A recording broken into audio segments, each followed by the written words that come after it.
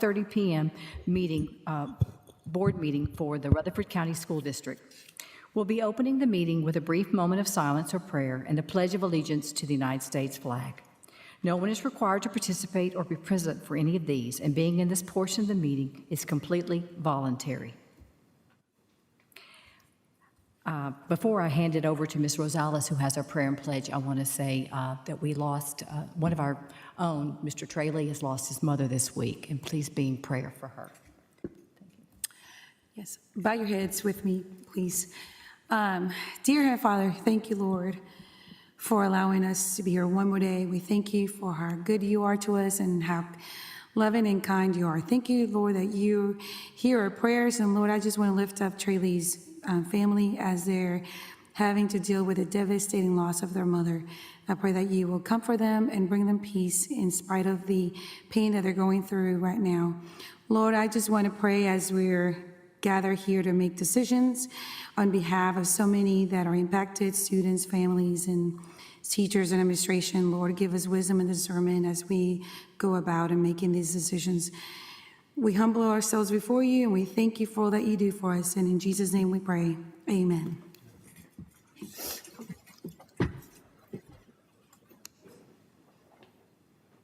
I pledge allegiance to the flag of the United States of America and to the republic for which it stands, one nation, under God, indivisible, with liberty and justice for all.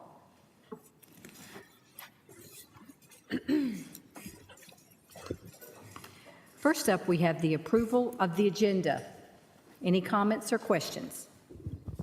Move to approval. Thank you, Mr. Vaught. I'm sorry, Mr. Vaughn, go ahead. We did remove the Kidham bid like we talked about last week. Okay. Or on Tuesday. So we have a motion from Mr. Vaught, seconded by Mr. Vaughn. All in favor say aye. Aye. Any opposed? Motion passes. Next, we have the approval of the consent agenda. Any comments or questions there? So moved. Okay, thank you, Mr. Vaught. Thank you, Vaughn. And Dr. Sullivan? We have added a nepotism for Rebecca Larson, whose mother will also be teaching at Poplar Hill Middle School. So you have that below that's been added. Okay. All in favor say aye. Aye. Any opposed? Motion passes. Next, we have public comment, and we have two speakers this evening. First up, we have Mr. Terry Letterman.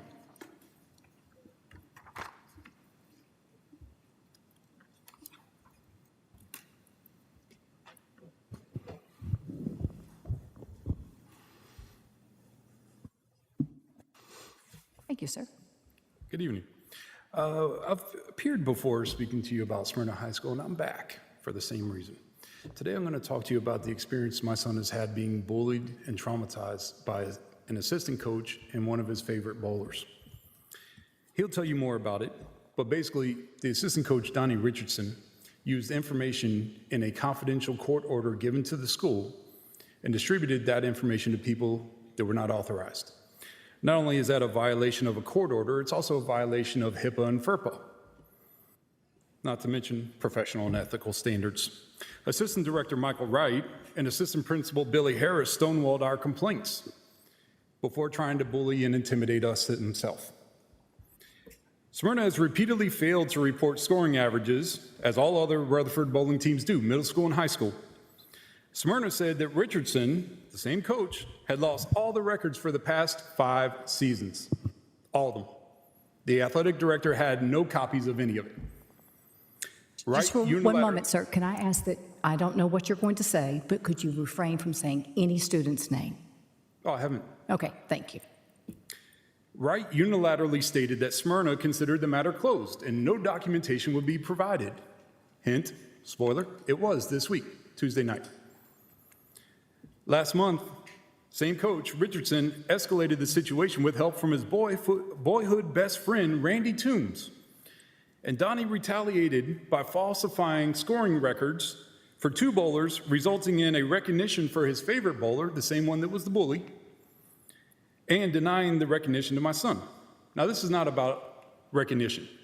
My son has plenty of that, okay? This is about what's right, and instead getting petty, vindictive behavior from coaches that should be held to a higher standard. Speaking of that wisdom that was mentioned in the prayer, speaking of integrity, these are things we look to in our coaches. We want them to lead by example. But why is Richardson, a non-faculty assistant coach with no employment status with Rutherford Schools, given complete control of an entire athletic program at Smyrna High School without oversight? Despite repeated complaints and accusations going back 16 months to some people in this room. Instead, he got nominated by Smyrna High School for a State of Tennessee Assistant Coach of the Year Award for winter sports, and it was announced on Smyrna High School's social media today. How can this community trust the Smyrna coaches and athletic administrators in this situation? Well, Rutherford Schools continue to allow coaches to manipulate student athletes' futures and scholarship offers by falsifying or even withholding, as they did in this case for the last 5 years, statistics. I propose that this board create a website on the RC Schools domain where they can host records for sports that are underrepresented, like bowling, archery, things like that, not covered on Max Preps. I've extended some other requests, and it's up to you what you'd like to do with that. Thank you for your time tonight. Thank you. Our next speaker is Mr. Eric Martin.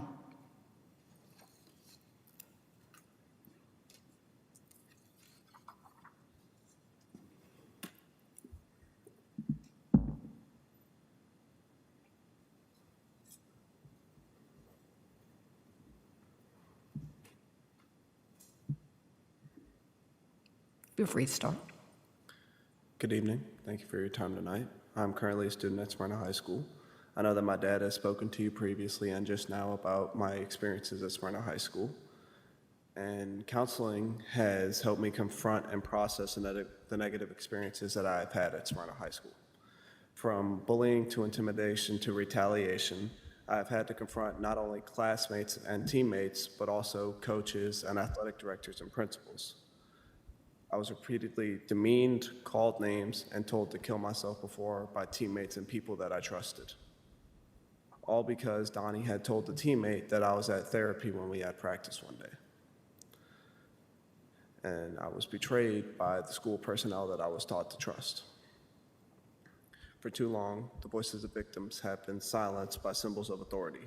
When victims speak out, we are often overridden and told that what happened, well, it didn't. 9 months after we complained, Athletic Director Billy Wright and Assistant Principal Billy Wright and Athletic Director Mr. Wright ambushed my dad and I by demanding that we attend a meeting at the school. When we arrived, I was basically told, get right or get out. That I would not be part of the program if I spoke about anything that involved bullying or intimidation. If I wanted to stay on the team, I could not speak out. This was after 3 practices, which meant that I could not transfer schools and maintain my eligibility for this year. I was forced to bowl next to people who had bullied me without the concerns ever being addressed by the team, the school, or the district. I responded with my best season, fueled by my anger and disappointment by nobody doing anything about my concerns or speaking out. And I was stuck in that toxic culture. I did my best and was recognized by my true teammates and even mentioned in the Rutherford County Schools podcast for my leadership and ability to help teammates improve and make situations better. Sadly, after the season, Donnie falsified our scoring records to ensure that an award made it to another bowler. I respect my teammates' bowling ability, and this is not about the award itself, but about the fact that they lied to put another bowler up and put me down. What is happening at Smyrna High School is simply not right. The bowling program is toxic, corrupt, and not right. The betrayal continued today when it was announced that Donnie was announced Assistant Winter Sports Coach of the Year. After everything that has happened, for the school to say that Donnie has brought them pride to Smyrna makes my stomach churn. I ask that this board, Dr. Sullivan and Mr. Harris, take swift and appropriate action to change the environment and culture of the bowling team and athletic leadership at Smyrna High School. Thank you for your time tonight. Thank you. Next up, we have the RC difference.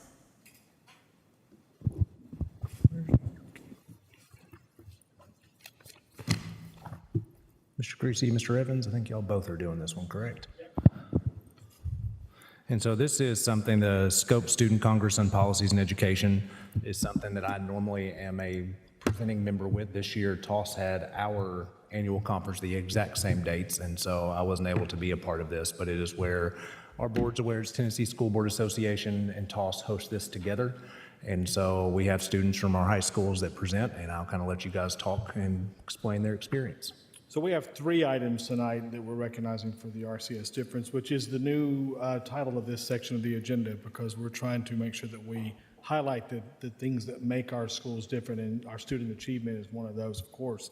So Mr. Creasy is going to talk about our scope delegates. We're also, Lee Ramsey back here has some students from the DAR, the Daughters of the American Revolution, who won an essay contest. And then, of course, we're going to do our staff awards with our friend from Sonic. We'll do those there at the end of those. So, Mr. Creasy, it's all yours. Thank you, sir. Thank you, Board. Thank you, Dr. Solon. I had the privilege of taking 24 of our wonderful students to Belmont to participate in SCOPE. It was a fun-filled, packed day. They do a great job with this program, and our students performed very well and made Rutherford County very proud. We have one student that I'm going to ask to come up and just talk a little bit about her experience here in just a second. Emily Bird from Eagleville. She was voted as the first vice president for the SCOPE conference, so she'll be serving this coming year. But what the students had to do is they was in general session when they first got there that day, and then they broke off into groups, and they were able then to, 16 groups, I believe, and they were given 4 different topics to debate and learn about. And then in the afternoons, they come back and they would have a debate up on the stage, the pros and cons of that. And the 4 topics that they had this year, one is that's in the State Board of Education right now, was the world language graduation requirement shall be an elective. Then they debated the ACT shall be substituted for end of course examinations. Students shall have the option of substituting club sports, meaning kickball, club soccer, water polo for physical education requirements. And then the 4th one was all students shall be required to participate in at least one extracurricular activity per year. So each group, then they chose the leader to get up on the stage to represent their particular group and debate, like I said, debate the pros and the cons. And we had 2 students actually chosen to represent Rutherford County. One was from Central McFadden School, and Mr. Gamble, John Gamble, and then I said already Emily Bird from Eagleville. So I want to ask Emily to come up and just tell a little bit about her day very quickly, and then we'll have the rest of the students that are here this evening introduce themselves and the school that they represent. Emily? Hello, everybody. My name is Emily Bird. I just wanted to say thank you to everybody for the opportunity that I got. I met so many amazing people.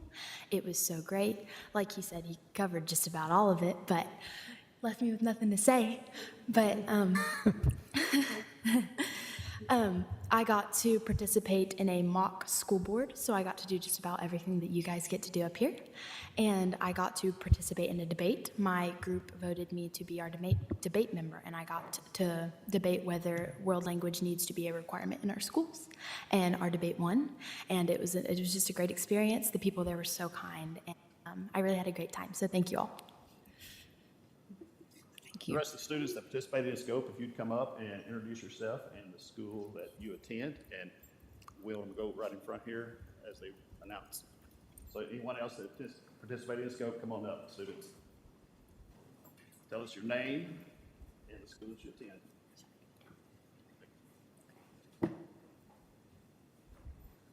My name is Mohammed Tavish. I'm representing Stewart Creek, or I represented Stewart Creek High School.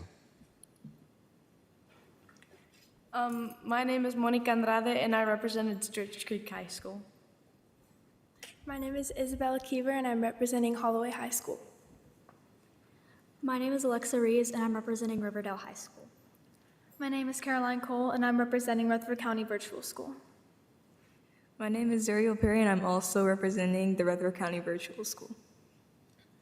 My name is Jaden White, and I'm representing Riverdale High School.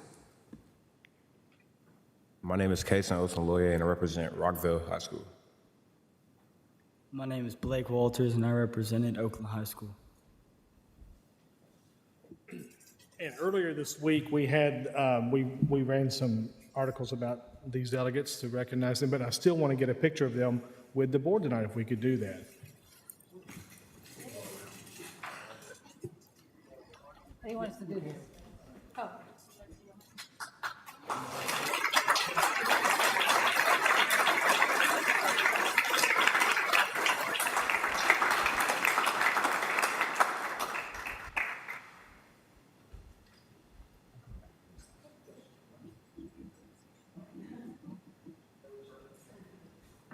All right, squeeze in.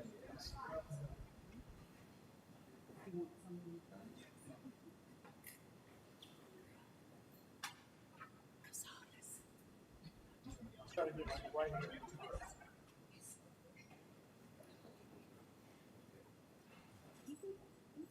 All right, you guys will shoot some too, please.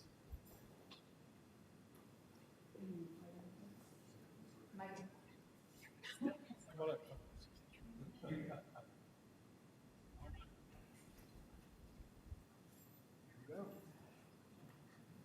Mr. Tindall, can you smile, please? He's always perfect. Congratulations. Thank you.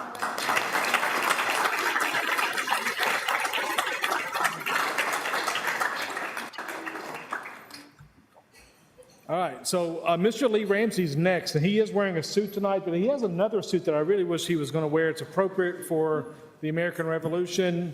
He has the George Washington full-body thing that he did not wear tonight, but I mean, I guess we'll go with the traditional look. That's fine. Thanks, Lee. It's in the dry cleaner. It's getting, Okay, getting great. cleaned at the moment.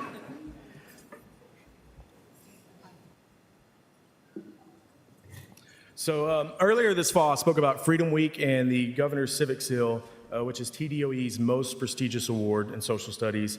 Spearheaded by their instructional coach, Ms. Wilcox, and their librarian, Ms. Shepard, Blackman Middle School set out to be the first middle school in Rutherford County to receive the award. They're well on their way.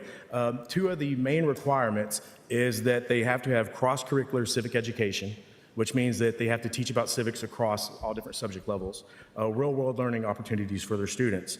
So in a true demonstration across curricular, real-world learning activities, Blackman Middle School's ELA teachers took up the challenge and ran with a DAR essay contest, which had their students write creatively about the founding fathers.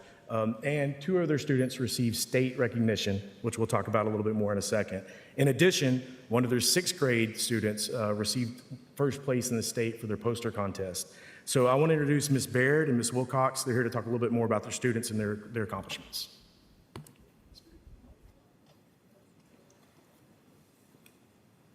Good evening. My name is April Baird, and I am an 8th grade English teacher at Blackman Middle School. It is my honor to stand before you tonight to recognize an exceptional student. This is Emma, whose hard work, curiosity, and dedication have earned her recognition at the highest level of our state. Please understand that witnessing her excitement about writing an essay for a competition has been one of the true highlights of my teaching career. And knowing the work that she dedicated to her essay made this achievement even more special. I have to add that when this came up, I hadn't mentioned it to my class, but I came in and Emma's like, Miss Baird, I heard there's an essay contest. Are we gonna do it? And I was like, we are, just give me a minute. So she was very, very excited. But for those who may not be familiar, the Daughters of the American Revolution sponsors an annual 8th grade essay contest. This year, students were asked to immerse themselves into American history, research a founding figure, and write a thoughtful, well-crafted essay about a signer's contribution to this nation. It is a program designed to keep the stories of our founders alive and to remind us all why the ideals they fought for still matter today. This year marked Blackman Middle School's very first time entering the contest, and what a way to make an entrance. When most 8th graders hear the word essay, their excitement level falls somewhere between doing laundry and going to the dentist. But not Emma. She embraced this competition with genuine enthusiasm and curiosity, choosing to write about William Whipple, a signer of the Declaration of Independence who freed his enslaved servant in the middle of a revolution because he refused to fight for liberty while denying it to someone else. Emma didn't just recite the facts. She explored Whipple's character, his integrity, his moral evolution, his courage. and she connected his story to lessons that still resonate today. In her essay, she writes that she would ask him, as a signer, what part of the Declaration of Independence resonated with you the most? She goes on to explain, this could be important to help explore which ideals, liberty, equality, and self-governance, he felt most passionate about. I think he would respond by saying that he resonated the most with equality, since he viewed virtue as an essential to freedom. Emma's writing is thoughtful, mature, and reflects someone who clearly understands that history isn't just about dates and battles. It's about people, principle, and the choices that define us. And the judges agreed. Out of every 8th grader who entered, Emma Tiffany placed second in the state. Blackman Middle School, her family, and her 8th grade English teacher couldn't be more proud. Congratulations, Emma.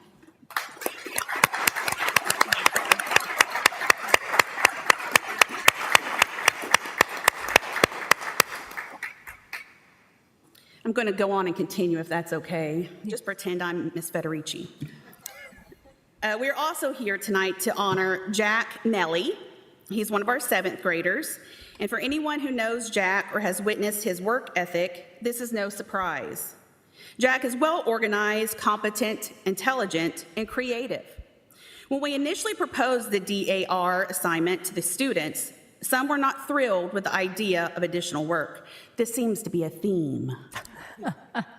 Jack, however, tackled the project with gusto. He immediately began wondering out loud what would be the best way to approach the essay.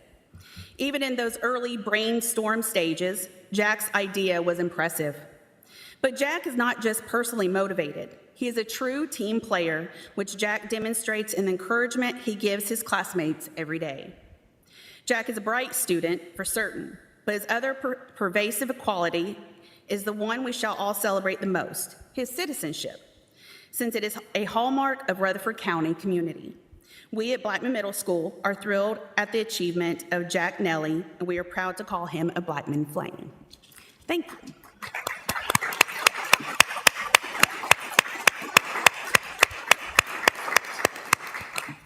And now I'll let you guys look at somebody else. This is Miss Wilcox.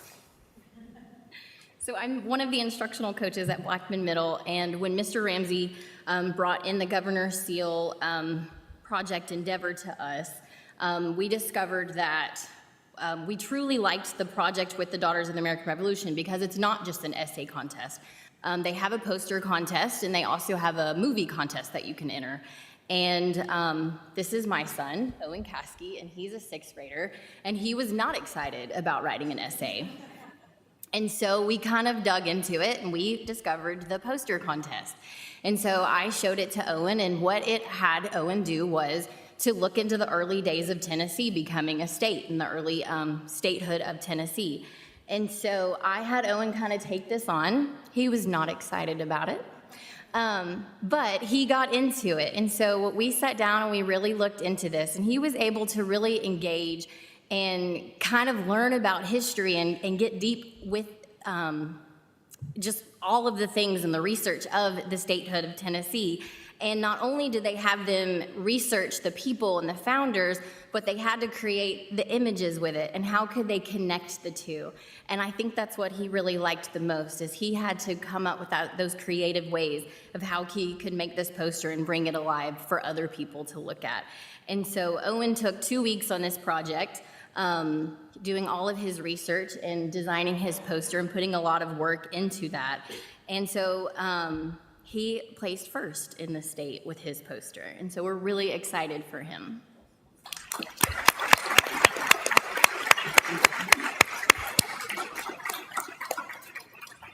As someone who's part of the Captain William Lytle DAR chapter, it is absolutely so gratifying to see young people get excited about history.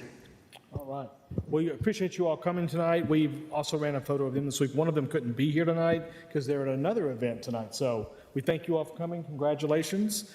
And we're going to move forward with the next part now.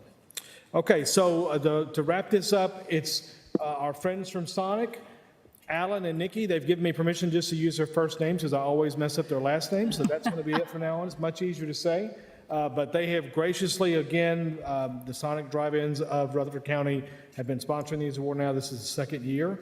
We're going to start out with our principal recipient this month, Dr. Theowana Hatchett from Laverne High School.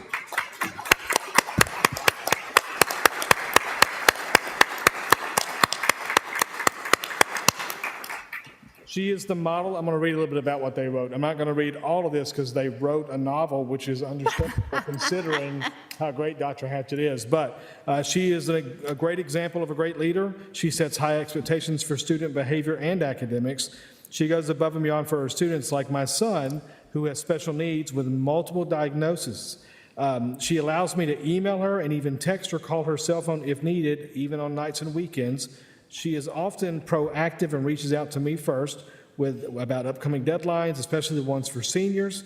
She always makes sure my son gets to where he needs to be. So, again, I don't know too many principals that give out their cell phone numbers to parents and let them call and text at any hour, but it does not surprise me that Dr. Hatchett does that. So, great example. Thank you.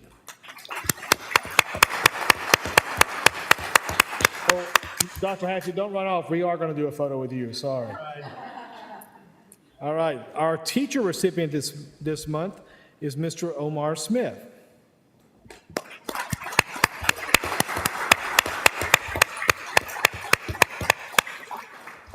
Omar, it says here, he's a great coach and selfless person, and he really supports the kids. And I know that Dr. Sullivan has some history and would like to share something.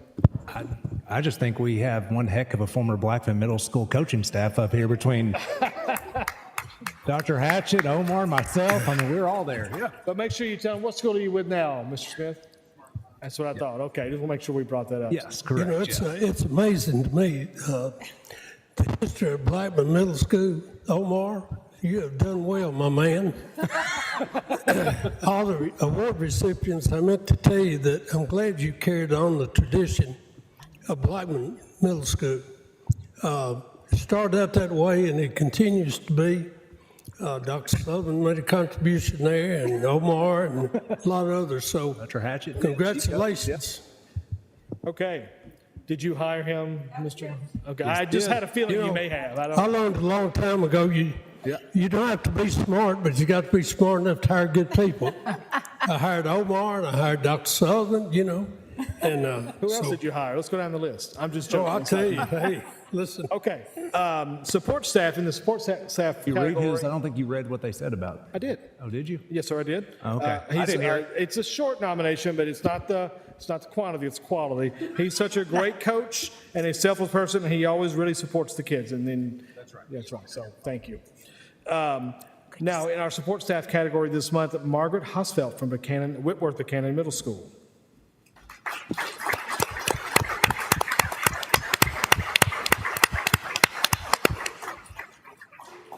She is an outstanding secretary. She can always count. We can always count on her. She is generous, kind-hearted, and dedicated to her work, staff, and students. Our office would not run the same without her. Thank you.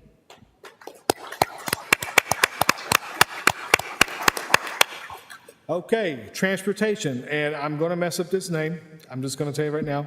Guido, he told me how to say it, but I can't remember. Transportation, this is one of our crossing guards, and I'm glad that someone's nominated that it was selected, because we've done a variety of people in transportation. This is, I believe, our first crossing guard that we've done. But Mr. Guido Husels. I did it? Mr. Husels is a crossing guard at our Christiana school. This is his second career. He retired and wanted to do this. But the nomination says he is dedicated to his job and he's very reliable. He's a team player and cares greatly about the safety of the bus drivers, school children, and the other drivers on the road. And I can tell you that we would not make it through any of our school zones without what you all do. So thank you so much. Can I say?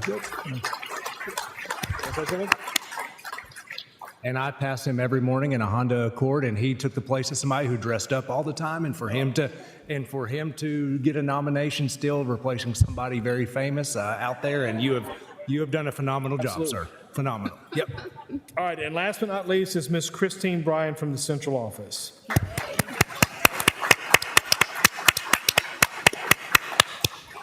And if you know Christine, she loves public speaking, has offered to give a speech at the end of this. She received 3 nominations, and so I'm not going to read all of them, but I'm going to read one of them. She is one of the most genuine, kind, intelligent, and fierce advocates for the K-12 school counselors. She's an expert in our field and works tirelessly to support each and every one of us through policy changes, best practices, and professional development. So, congratulations and thank you. Very deserving. Now, we are going to do a photo.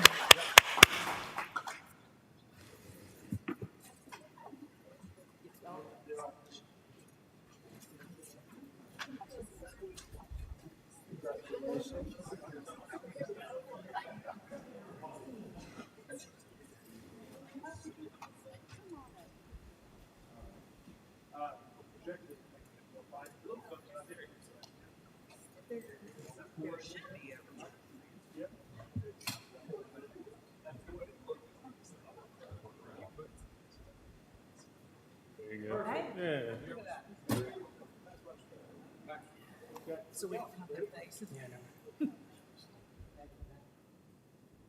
Next one. Perfect. Don't move this evening.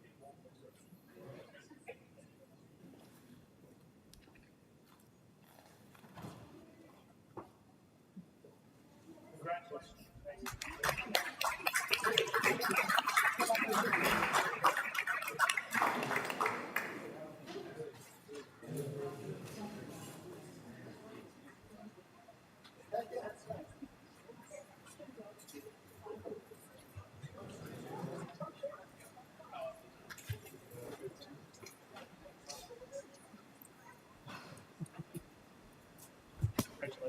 Good to meet you. I was hot, now I'm cold.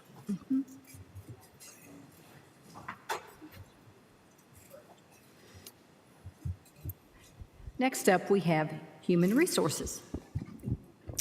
All right, so we talked about this on Tuesday, but this was a new job description for bus driver part-time for us to allow to begin posting. And again, if these don't fill, then we would come back with a potential full-time for special education EA, and potential, but this is just for bus driver part-time. Any comments or questions? Not, I'll entertain a motion. Move to approve. Thank you, Mr. I'll second Vaught. that. Thank you, Ms. Rosales. All in favor say aye. Aye. Any opposed? Motion passes. Next. Next is Director of Schools request to utilize up to a 20-day contract based on applicant and school situation for the hiring of a new principal at multiple locations this summer due to pending retirements. And we talked about this on Tuesday, just based on when principal contracts end for retirements and when the new school year starts. Move for approval. Thank you, Mr. Vaught. Second. Thank you, Mr. Tidwell. All in favor say aye. Aye. Any opposed? Motion passes. Next. This is an updated job description from the Federal Programs Administrative Assistant to Federal Programs Account Analyst. This updated job description more appropriately reflects the essential duties of this role. This position will move from classified hourly to classified salary on the pay scale. Position is fully funded through federal programs and will not impact the general purpose budget. Any comments or questions? Thank you, Mr. Vaughn. Second. Thank you, Mr. Vaught. All in favor say aye. Aye. Any opposed? Motion passes. Next. All right, next we have the Career and Technical Education Textbook Adoption Section E Committee respectfully recommends approval of the following instructional materials. And we went over these Tuesday. If it's okay that I don't read these, or I'll be happy to read all of these again. We have the first list are the ones that have a state-approved title. The second list are the ones that do not have a state-approved title that the committees have approved. Dr. Chastain, again, was available to talk about this on Tuesday. She's available today to talk about these. And the committee confirms that all of these recommended materials support the district's commitment to preparing students for high-skill, high-wage, and in-demand careers. Any comments or questions? Move to approve. Thank you, Mr. Tidwell. Thank you, Mr. Vaught. All in favor say aye. Aye. Any opposed? Motion passes. Next, we have legal.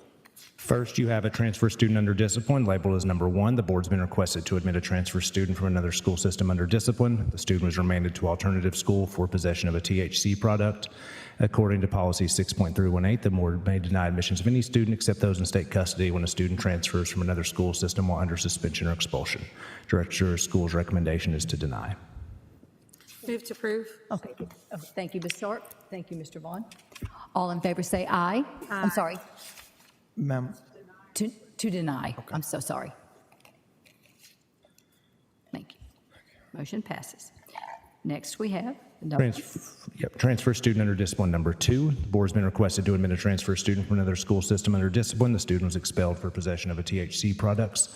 According to policy 6.318, the board may deny admissions of any student except those in state custody when a student transfers from another school system while under suspension or expulsion. Director of Schools' recommendation again is to deny. Motion to approve. Thank you, Mr. Vaughn. Second. Thank you, Ms. Darby. All in favor of denial, yes. say aye. Aye. Thank you.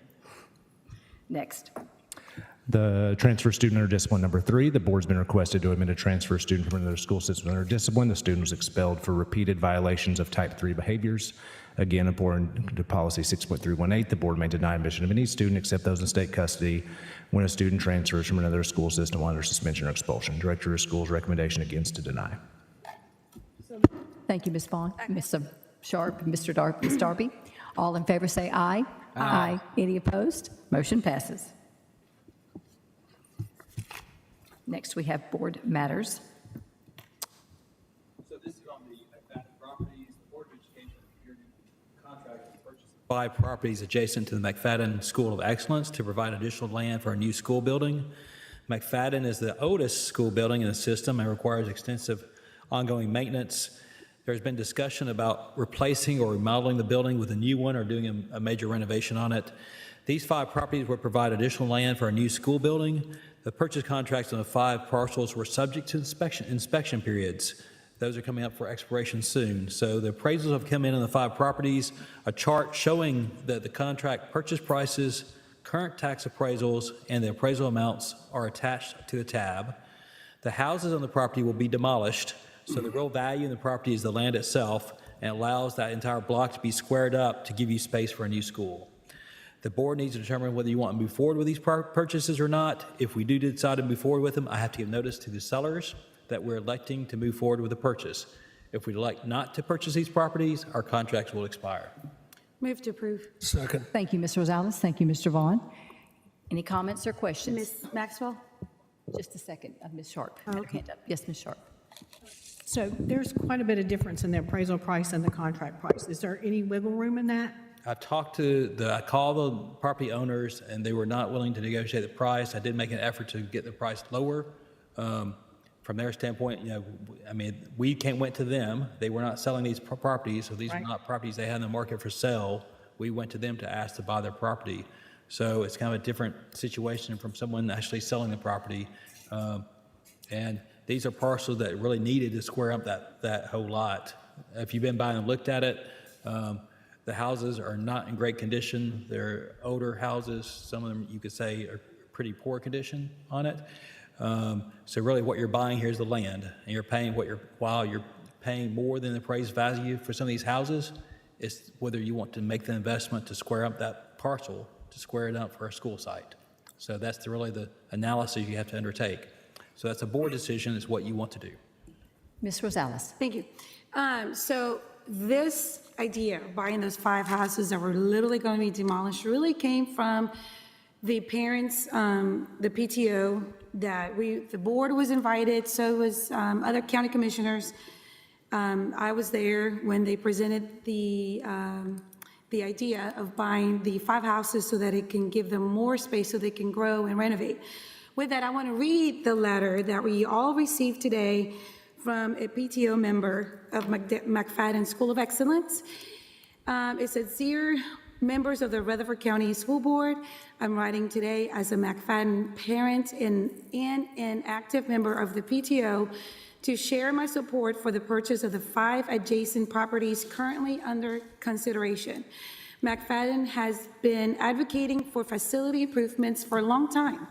Our family, staff, and leadership have consistently shown up, shared concerns, and worked collaboratively with the district to highlight both the strengths of our school and the very real limitations of our current building. This feels like a meaningful next step in the ongoing work. As you know, McFadden serves students from across Rutherford County, yet our facility, dating back to 1938, was not designed to support the demands of the modern countrywide magnet program. The layout, aging infrastructure, and limited space continue to impact functionality, safety, and long-term planning. The opportunity to purchase these properties seemed like an important step forward. It could open the door to a safer campus, improve traffic flow, and more intentional use of space, including the possibility of relocating areas like the playground away from a busy street. It also helps create options for the district as you continue to think about the long-term future of the board. I understand there are many factors to consider, including the appraisal, and I appreciate the thoughtfulness that goes into decisions like this. From a parent and a PTO perspective, I simply wanted to share that there is strong support and appreciation for continued progress in this area. Thank you for your time and your leadership, and for all you do to support students and schools across Rutherford County. And it's sincerely by PTO member McFadden School of Excellence. One thing that we're struggling, in my opinion, is that we're growing, which is great, and obviously it's a reason. And the reason is because we have great schools. We have a strong school system. And with that, we need to offer options. If you compare us to other counties that are bigger, there are more options of magnet schools. We are having to prioritize what schools to build and how to compensate. This will allow, by purchasing, go ahead and moving forward with this purchase and demolishing the houses, is going to allow to expand the school building. And that expansion will also means we're going to increase the number of students that can apply to go to the school. And right now, it's really difficult to make decisions from, should we buy another high school? We need another elementary school. We need this, we need that. And yet, I feel that we need another magnet school too, because we have 52,000 kids. And we're limited on how many number of kids that can apply to these type of programs. So with that, I hope that the board would join unanimously in support of buying these houses so that we can expand the school, increase the number of enrollment, and provide more families with an option to send their students to a school that it has a magnet program. Thank you, Mr. Sullivan. Yes, Mr. Tidwell.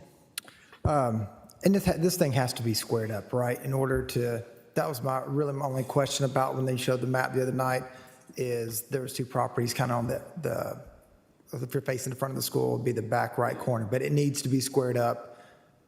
Would you agree with that statement? Yes. If you're as far as the design of the building, particularly if and you're the trying layout? to keep, well, I say particularly if you're trying to keep the current school open while you're building a new school, you need really all the property. Yeah, and I think there's a couple of additional points that I think would help maybe overlay the points that have already been made. It being such an old building, there's a ton of maintenance that goes into that. There's already been some major projects that have already happened over at McFadden, and those are just Band-Aids that are not going to fix the problem in totality. And so when you have like a major thing, I know that the mortar got replaced at one time, and I don't remember what the cost of that was, but it was substantial. When you look at some of the difference in the appraisals, I think that's wiped out by one of these major changes. And all that is a Band-Aid. Then they have problems in the basement, and they have problems on the roof, and they have problems with the HVAC. So there's a lot of different things that are going into this. So I don't know that it would be completely equal in order to just look at this as just a cost basis. There's more factors that are involved. So we've been Band-Aiding the school long enough. I think it's time to take that initial step and move forward with this purchase. I think that makes the most sense fiscally. So that's my opinion on it, and I'll be supporting it. Thank you, Ms. Tidwell. Does anyone else have any other comments or questions? Yes, Ms. Darby. Mr. Reed, where did the original contract prices, were those given to us by the sellers? Yes, they were given to by the sellers, yes. Okay, thank you. Yes, Dr. Sullivan. We met with the city of Murfreesboro, I don't know, month and a half ago about this as well, and they were extremely pleased for us to be looking at this. Met with Mayor McFarland, Darren Gordon, a lot of his planning team to discuss this, and they really looked at it as a way to revitalize that entire area, even potentially, I won't get into all of their plans, but a huge way to revitalize all of that area using McFadden as a school as kind of a hub. So really looking long-term as a way to kind of partner with county and city for multiple ways, but this area is kind of needed to be able to do that. And the egress, and I think Mr. Reed mentioned that the other day, being able to bring cars around the backside of it, I can't remember that road, would be needed for all of that. So I think it's a good idea. I know the city supports it as well. Oh, absolutely. They looked at it as a win-win, and they didn't put up any roadblocks at all. No. Yes, Ms. Darby. Dr. Sullivan, can you speak to the funding portion of this, where we would pull that from? Is it going to have to go before county commission? It does. When we did the earnest money back in December, I believe, it was December, we tried to pull it out of fund balance, and they wouldn't allow us to pull the $70,000 out of fund balance. So instead, we moved it out of 189.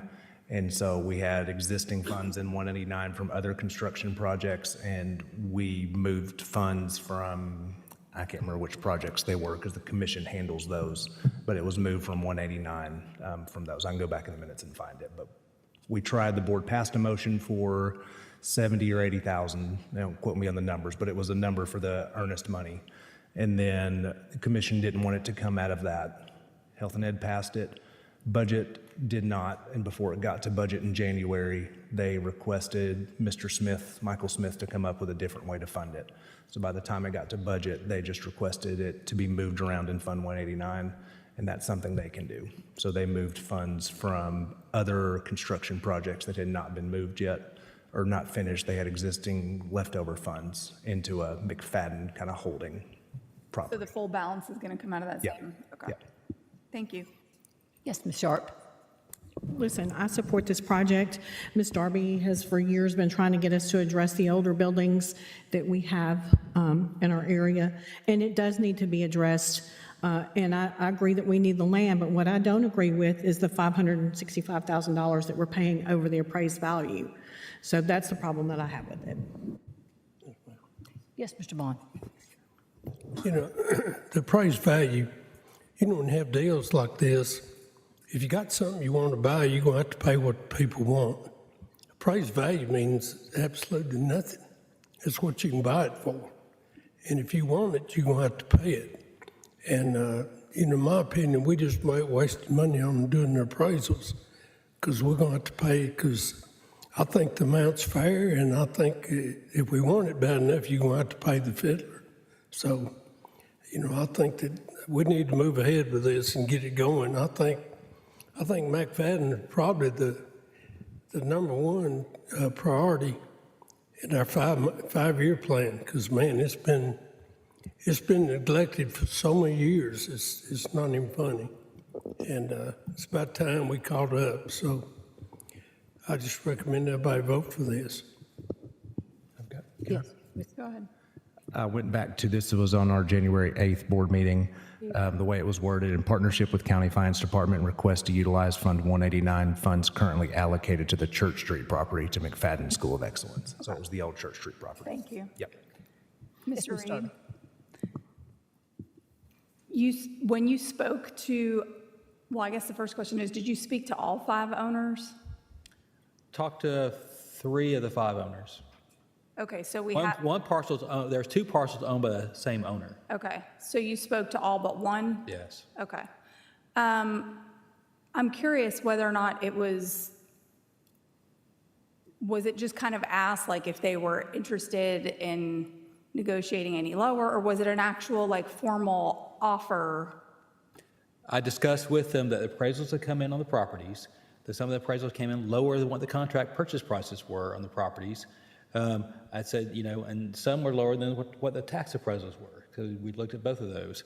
So I said the school system obviously has some interest in buying the property. It'll be up to the school board to decide whether to move forward with these or not. So I'll be taking this back to the board.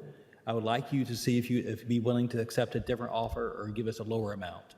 So I talked to them and tried to get the lower number out of them. Some of them were not just interested. I got different responses from different people, but the bottom line, whether they're not willing to move off the price, some of these people did not have a strong interest in selling, but they were willing to sell at this price, they said, and they were not willing to move off the price. So I offered less. I said, what if we can discount it by 10% less? And they were not willing to do that even. So, I will just say, my biggest concern is just the precedent that we're setting moving forward, that we're just going to buy whatever anybody wants to sell it for, which was kind of just stated up here as well, which I think is a dangerous place to be. This isn't our money. It's everybody's money. It's the taxpayers' money. And I do think we have a responsibility to make sure that we're spending it wisely. That's not to say that I don't think this is a wise investment, but I think I would feel better if the board put a formal counteroffer together for these properties. And if they come back and reject it, we can come back and decide to agree to purchase them at this price. But we didn't even talk to, there's one owner that wasn't even spoken to. So I just feel like it's our job to make sure we do all we can to get the best deal we can, so that we're not paying whatever anybody comes to this board wants us to pay. I don't think that's a good practice to get into. I would love to buy the property. I'm all on board with renovating McFadden. I have been talking about renovating our older schools for years. It's not an issue of not wanting to, but I do have to feel like we're making good, sound decisions, and that we've done everything on our end to make sure that we tried everything we could to do so. Mr. Ball. You know, sound decisions is if you want it, you're going to have to pay it. And, you know, we don't buy this property. There's nothing to keep these people from selling it to somebody else.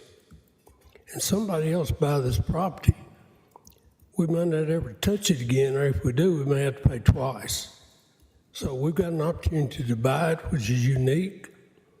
And again, these people have said, hey, if you want it, you're going to have to pay it.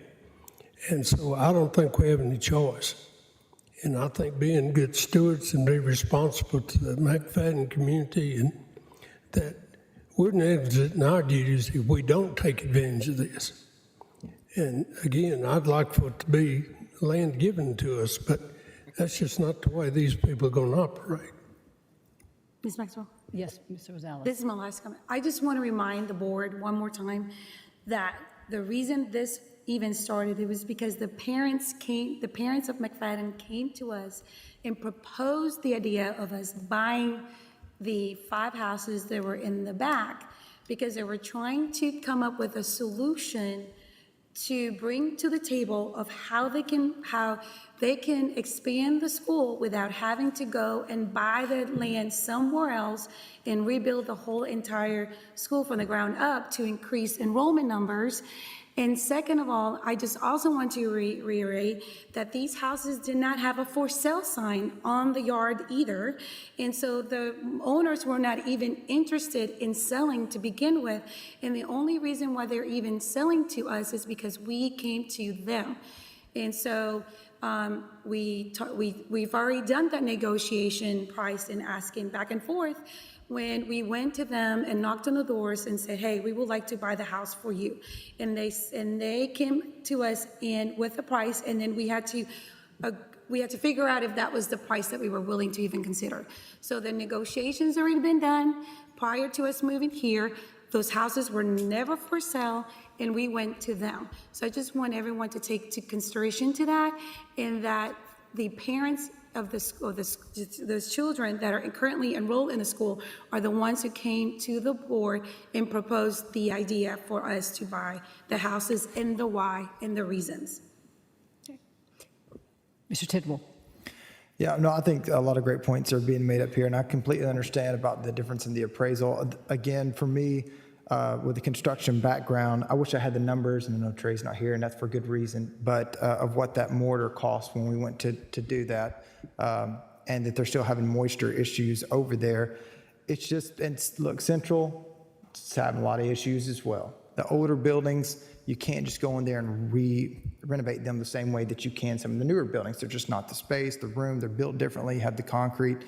So for me, the justification for working out the difference between the appraisal is you have one more large repair and you Band-Aid another piece of the building. At some point, it doesn't make sense to continue the Band-Aid because it's already covered that appraisal price difference.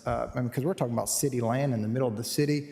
That's going to be expensive if it's even available, and keeping that centralized location. I just think there's a great argument for this, and I completely understand the not wanting to set precedent, and I agree with that. I think I'm looking at each situation specifically, and I think for this specific situation, the maintenance that goes into this building is, it's expensive to begin with. It's only going to get more expensive. So are the costs to build a new building. I think now is the time, and this is something that like Ms. Darby had said, she's been advocating for a long time, and I appreciate that. Sometimes we just don't get everything we want, and I think this is one of those situations where we're not going to get everything we want, but the outcome's still going to be good. So that's kind of where I'm at on it. Just adding a little context from a construction standpoint. I agree with Mr. Tidwell. Between the Keystone project downtown and the daylighting project, that land is going to get even hotter. I mean, really, really, really, really favorable, and it's going to be way more expensive if we try to. And talking with the people, did you see any wiggle room with them at all? No. Okay. Did not. So, yeah, go ahead. I know Mr. Lee, of course, can't be here because of a death in his family, which is where he needs to be. Just going back and looking at emails, I have from Mr. Lee in 2023, and I know we have Dr. Blair here, but he in 2023 said over the last few years we've worked diligently to solve the water intrusion. We've spent hundreds of thousands of dollars pointing the mortar joints and sealing the brick walls.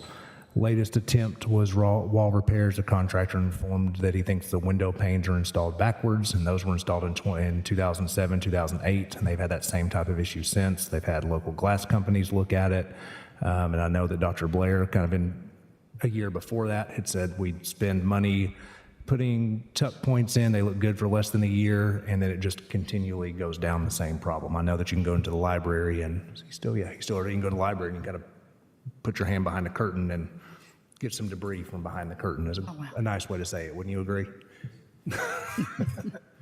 Yes, Ms. Darby. Dr. Sullivan, do you have any, I know Mr. Lee is not here, do we have any idea of the maintenance costs over the last year or two?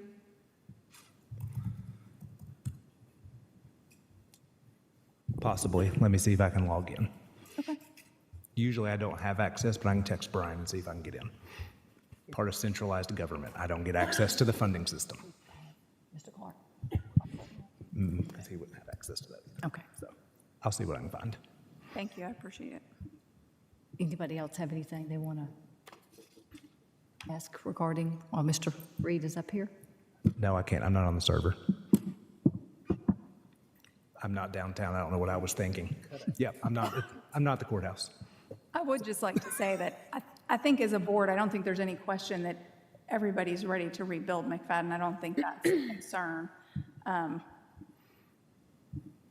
It's a big decision, and there's quite a bit of difference between what those appraisals came back at and what we've been asked to pay for them. So I just want to make it clear, because it sometimes likes to get twisted, that I am for rebuilding McFadden. I would love to see us do some stuff at Central, at Thurman Francis. Our magnet schools have been, I think, due for a little while. So for whatever that's worth.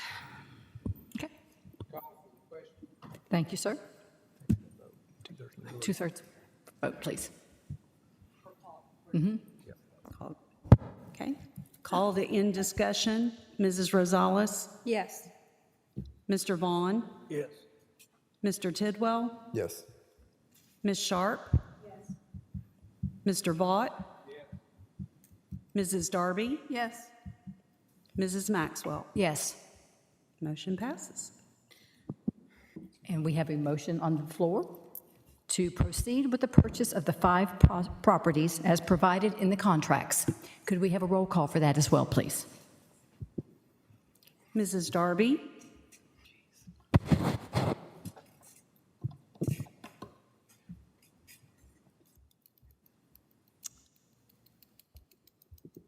This is a tough one.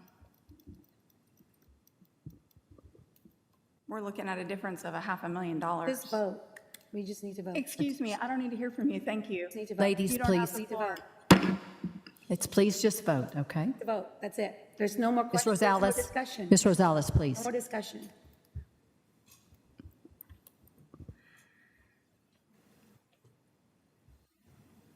No. Mrs. Rosales? Yes. Mr. Vaught? Yes. Mr. Vaughn? Yes. Mr. Tidwell? Yes. Ms. Sharp? Yes. Mrs. Maxwell? Yes. Motion passes. Next, we have transportation. So this is, we talked about on Tuesday night, we had a used bus from Central States that was a 33+1 passenger bus that was used at $115,000 that was bought before we could get to it. This is a replacement of that. It's a 2027 Bluebird Type C 33+1 passenger sped bus. It is new. It's $153,746. We did move enough money into that line to cover that. In order to have it ready by August from Central States, I'm going to read you what we got yesterday from purchasing. It says in order, I'll make sure I've got this. Yes, in order to be able to have this by August, they need a PO approved by March 30th. So that's why we needed to put it on this one and we had a placeholder. Okay. And this is the exact, pretty much the exact same bus for size purposes. Ms. Maxwell, Yes, Mr. Tidwell. on the top of this paper it says promise date 4/9/2027. Is that when we're going to receive it? Are you saying? Do what? Sorry. On the top of this Bluebird Body Company sales quotation, it says promise date April 9th of 2027. So I just want a clarification. Are we going to receive it in April of 2027 or is it August? I have in writing from Chuck, it says, as I mentioned, we can make delivery of this bus before school starts in August if a PO is received on or before March 30th. So that is what he says in writing, and he's great, the general manager. So if he doesn't, then I'd say we probably have a reason to back out. And that'd be my recommendation if Well, thank we you. don't. I just wanted to. Good catch. Yes, very good catch. Any other comments or questions? Move for approval. Thank you, Mr. Vaughn. Ms. Darby? Thank you, Mr. Vaughn. I'm sorry, Dr. Sullivan, can you remind me how many sped buses we got on the last vote? Was it 4 and we were trying to get the fifth? No, there and the weren't. fifth It was the one 5, that and then fell so 1 fell off, so now we're at Now, 4. this will make the This fifth. would be 5 again. Five. This is the bigger one. This was the one Dr. Ralston wanted the most that fell off, yes. Yeah. Any more discussion? All in favor to purchase, say aye. Aye. Any opposed? Motion passes. Next, we go to financial update. Financial update, we are working through just about all of our department updates. So we'll begin, of course, at our budget retreat. We'll have more. We did 177, that kind of draft Tuesday. We'll start doing a little bit more of that, bringing 141 funds back to you as soon as we get back from spring break to go over a little bit of that. Most districts are looking at 2% raises at the most. That's kind of what we're looking at as well. Our TCRS rates, which is what the district has to put in, those have gone up as well, which just seems like everything's hitting for everybody this year. Insurance rates go up. People aren't aware, Tennessee Consolidated Retirement System, those retirement rates, teachers have to put in a certain percent, or all staff have to put in a certain percentage of their paychecks. They never see it. It's been that way, I guess, since the dawn of eternity, since that system was put there. And then the districts are told what percentage we have to put in. So both classified and certified rates went up this year. And so that'll have a little bit of an impact that Brian and I will put in. And then we'll probably have a little bit of a draft of 141, 143 over the next couple weeks to really start looking at. Okay, thank you. Next, director's update. Yeah, a couple quick things. So we did have History Rocks, and we'll have a better report. I'll ask Dr. Harrell to come give a report from Stewart's Creek High School. That they did an amazing job putting that together because it was very quick notice. So that the U.S. Department of Education picks one school each state to celebrate the 250th anniversary of signing the Declaration of Independence. And so what they are looking for when they did that was one school, they picked them, gave them about 3 days' notice. We had quite a few special guests. So we had Kathy Jackson from World Outreach. We had Dr. Carol Swaim. We had the guest speaker was Catherine Gorka from the U.S. Department of Education. She's the U.S. Department of Ed Senior Advisor for Civic Education. And I know kids get a lot of bad rap for not knowing history, but if the kids had to hold up a U.S. flag or a Tennessee flag, and the kids were chanting USA the whole time answering it, they then had to answer questions based on which flag they thought it was, and then each class, freshmen, sophomore, junior, seniors, had to compete against each other.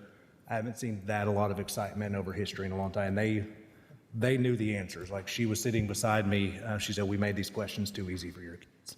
And so that was nice to hear. And they even incorporated Tennessee history, which has not been something that's been included in our state standards very heavily in the last couple of years. And so Stewart's Creek High School did an absolutely amazing job. That was a great report. It was phenomenal. And I'm sorry it was such short notice. It just, they show up and It happens. It happens. It happens. Next, we have the legislative. Mr. Stain? The biggest thing was Representative Sparks got his bill through, which I don't think many people thought that was going to happen, but lowered the driver age requirement for buses. So that's one thing kind of personal that on our level. The rest of it, I think the director's given us a pretty good update of everything moving through right now. So probably in the next time we get together, 2 weeks, we'll really probably know. I've talked to most of our legislative delegate. I think I've talked to all of them, to tell you the truth, in the last 3 weeks, and they think session will be finished maybe by the end of April right now is what they're shooting for. So anyway, no other surprises other than what we've already seen right now. Okay, thank you. Yes, Mr. Doctor. And we talked about the bill about pilots, and I heard back from Senator White. It only talks about ELA and math the way she understands it, so science and social studies we should be fine to continue as needed from her understanding. It hasn't gotten to their committee yet, but that's her understanding. And I did want to mention, I know Dr. Anthony has completed this as well. Dr. Martin is not here. She is doing the Prospective Superintendent's Academy with TOS and TSBA. I'm not going anywhere, but she is doing that as well. Dr. Anthony's done that. We've had several people do that. Dr. Blair, did you do that as well? I thought so. So we always want our people to be encouraged to keep doing that because it's kind of like your tree, your branch, and you want people to continue to do that. So that's where she is, and she'll be there a couple nights throughout the next year. Thank you. Yep. Any general discussion? Yes, Ms. Rosales. Yes, thank you. I want to bring something up because it was something that was said during the public comments. I don't know the whole context of the conversation or what happened, only what we heard, but I do want to bring up the whole bullying aspect of it when the comments are said that are just not very kind.